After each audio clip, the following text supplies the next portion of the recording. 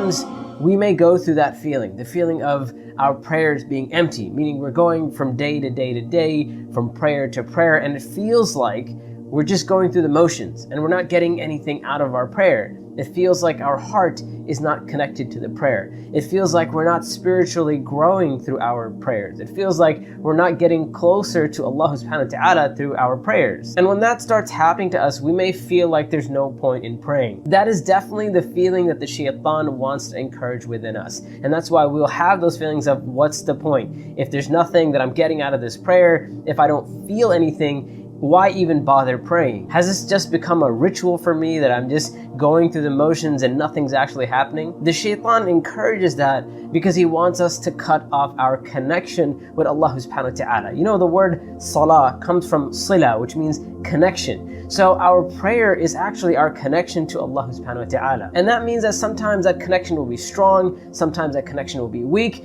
but as long as that connection is there, it means that we have a path to Allah. Once we stop praying or once we quit the prayer, it means that connection has been cut off. And that is why it is important to keep that connection open and alive, even if we're not feeling anything. On top of that, I don't even necessarily agree with the term empty prayer, because I don't believe any prayer is truly empty. Even though it may feel empty, it is never truly empty. The fact that we are purposefully, with the correct intention, going through the motions, it means that there is something there within our prayer. And even a little bit can go a very long way. Maybe 99% of our prayer is empty, but there's that 1% in which our heart is connected to Allah. And who are we to say that that 1% is something that we don't need? Who are we to belittle any deed? Maybe that 1% is enough to forgive us. Maybe we come on the day of judgment and we are grateful that we had that 1%. We all know the story of the woman who was forgiven for all of her sins because she gave water to a thirsty dog. You look at that action on face value and it may not seem like that big of a deal compared to all of our sins, but it is Allah subhanahu wa ta'ala who decides how much our deeds are worth. So maybe our whole prayer is empty,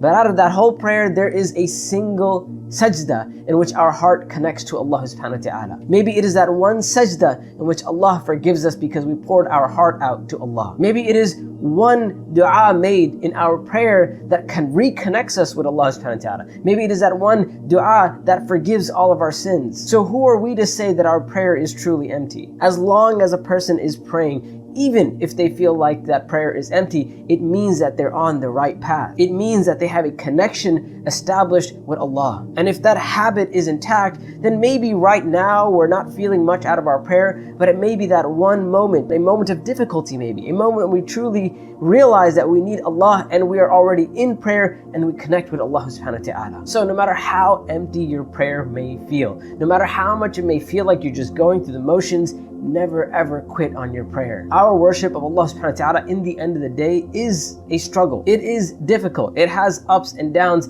and that is absolutely normal. Don't let the shaitan convince you that just because your prayer isn't perfect or it's not good enough that you should let it go. By that logic, none of us would do any acts of worship because none of our acts of worship are actually perfect. But the point is that we keep trying. The point is that we keep going. The point is that we have that connection established with Allah. And Allah subhanahu wa ta'ala knows best. We ask Allah subhanahu wa ta'ala to give us patience and perseverance in worshiping Allah. And we ask Allah subhanahu wa ta'ala to keep our hearts firm no matter what is happening around us. Allahumma ameen. Before you leave, the question I have for you today is, what do you do personally to keep yourself motivated in your prayer? So those moments in which you are feeling weak, how do you get yourself to keep going in your prayer? Share in the comments below. I'd love to hear your thoughts on this, and I'm sure everyone could benefit as well. Until next time, Assalamu alaikum wa rahmatullahi wa barakatuh.